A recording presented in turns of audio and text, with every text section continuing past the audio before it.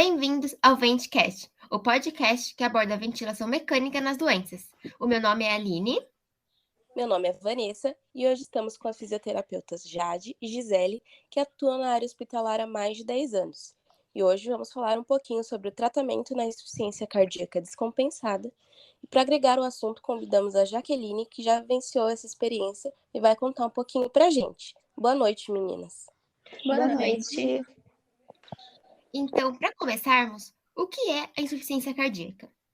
Insuficiência cardíaca é uma síndrome clínica em que há alteração estrutural ou funcional do coração, ou seja, é a incapacidade do coração de suprir as demandas do organismo, ou quando ele consegue suprir, mas tem que aumentar muito as pressões de enchimento dentro das câmaras, dificultando a injeção ou acomodação do sangue de forma adequada, causando limitação funcional, intolerância aos esforços e retenção de fluidos. Ela atinge aproximadamente 2 milhões de pessoas no Brasil e a incidência é de aproximadamente 240 mil novos casos. Então, ela ainda é muito incidente. A doença também pode estar descompensada, que é quando esse problema agudiza. E é nesse momento que o paciente necessita ir ao hospital. Jaqueline, sabemos que você já passou pela experiência de ficar internada por este problema. E a gente queria saber, quando você percebeu que era a hora de ir para o hospital? Qual sintoma você apresentou? Então, Vanessa, eu levava uma vida normal, né? Tomava todos os meus medicamentos certinho, até que um dia eu comecei a me sentir muito ofegante, com muita falta de ar, em vários momentos do dia. Muitas vezes eu também tinha perda de memória, ia fazer uma coisa, acabava esquecendo o que era. Também não estava indo ao banheiro fazer xixi tanto quanto antes. Então eu percebi que podia ser a doença que estava piorando. Até que um dia eu estava trabalhando e tudo isso piorou. A falta de ar, o cansaço, eles estavam acontecendo até quando eu estava parada. Comecei a sentir muita tontura, então eu resolvi que era hora de ir para o hospital. Fui, então precisei ficar internada. Nossa, e quais eram os seus hábitos de vida? Como que era o seu dia a dia? Eu trabalhava de faxineira, né? Tinha muitas funções pesadas, não fazia nenhuma atividade física, só andava de ônibus e no máximo eu ia andando para o mercadinho perto de casa quando precisava para fazer algumas compras. A minha alimentação também não era das melhores, né? Acabava sempre comprando fritura, comida congelada, porque era mais fácil, mais prático e também dava para mim levar para o trabalho. Entendo. Agora, voltando um pouco para as perguntas para os fisioterapeutas, eu gostaria de saber as causas da descompensação da doença. Quais são os sintomas comuns, etc.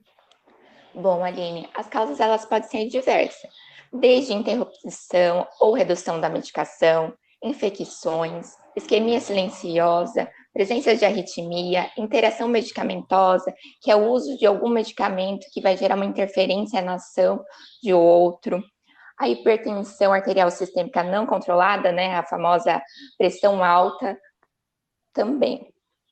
Já os sintomas ou sinais, podemos ter o edema periférico, ortopneia, que é também conhecida como ortopneia de decúbito, que essa pessoa vai ter dificuldade de respirar quando ela está na posição deitada. Dispneia de esforço, que é a dificuldade de respirar ao realizar atividades que ele conseguia realizar antes. A presença de cansaço, desconforto respiratório e também baixo débito cardíaco. Entendi. E a gente sabe também que alguns fatores são relevantes para o desenvolvimento de determinadas doenças. São chamados fatores de risco, né? Vocês podem explicar para a gente, na insuficiência cardíaca, quais são esses fatores? E, Vanessa, então, infelizmente, tudo que a Jaqueline falou que fazia, infelizmente, são fatores. E algum desses fatores, eles podem realmente levar o paciente a um risco maior de apresentar essa doença, como, por exemplo, doenças cardíacas, história passada e familiar, diabetes, a hipertensão, obesidade e também a exposição ambiental. Entendi. Jaqueline, quando você recebeu a alta no hospital, você recebeu algum tipo de orientação para mudança de hábitos de vida, algo que deveria ser feito, poderia ser feito para minimizar esses problemas? Conta pra gente o que mudou depois que você saiu do hospital. Sim, Aline. Os fisioterapeutas do hospital, eles me ajudaram muito com as orientações.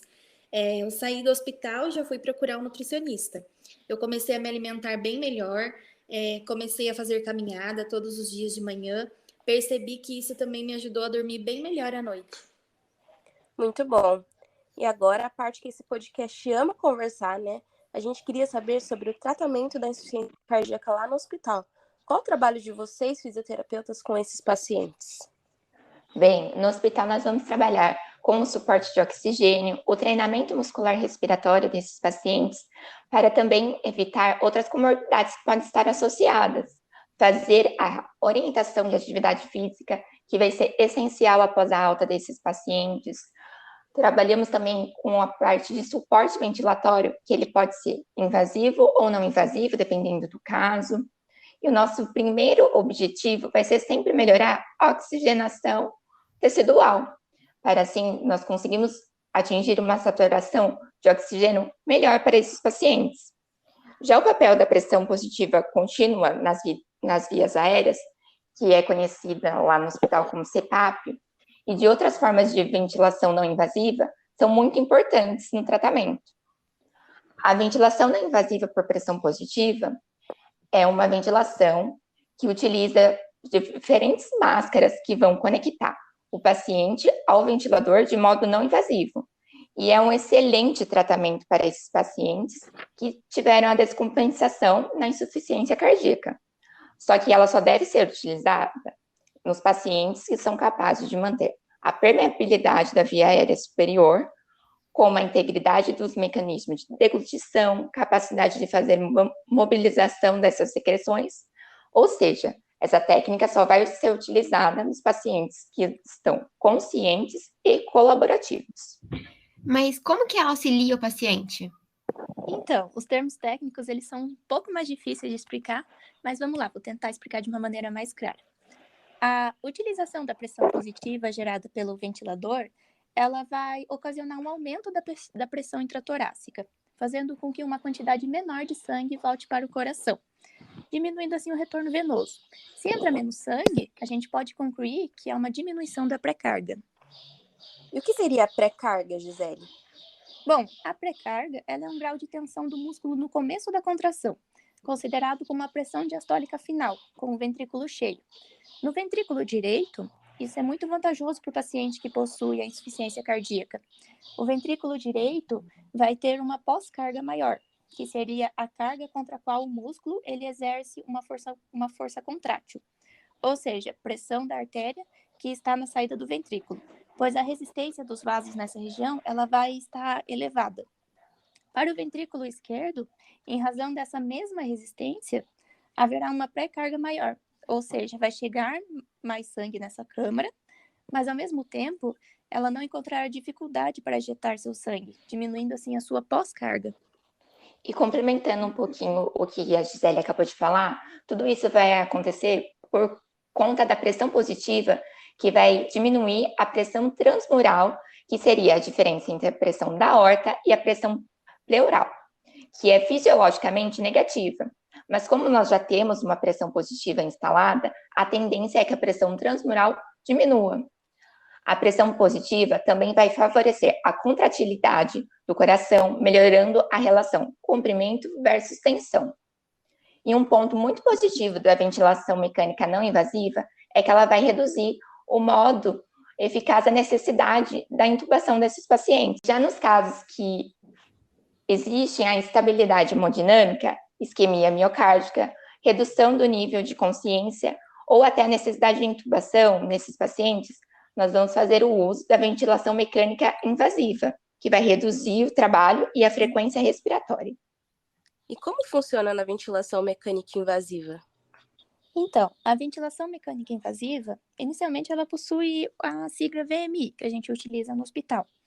E os modos ventilatórios mais utilizados são a PCV, que é a pressão controlada, e a SIMV, que é a ventilação mandatória intermitente sincronizada, pois mantém o controle sobre a pressão expirada, trabalhando com as menores pressões possíveis.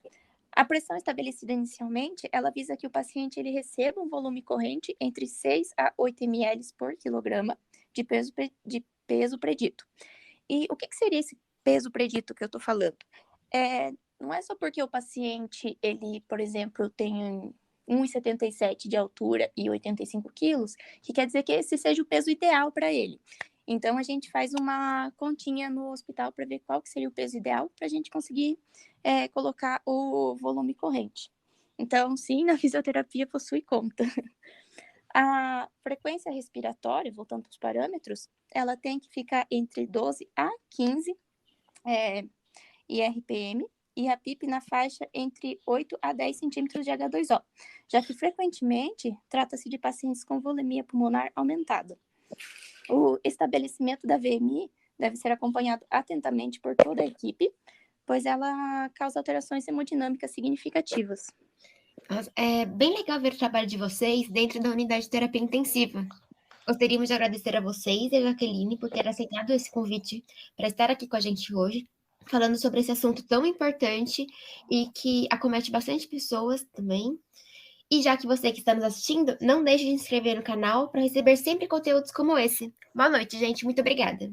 Boa Boa noite. noite.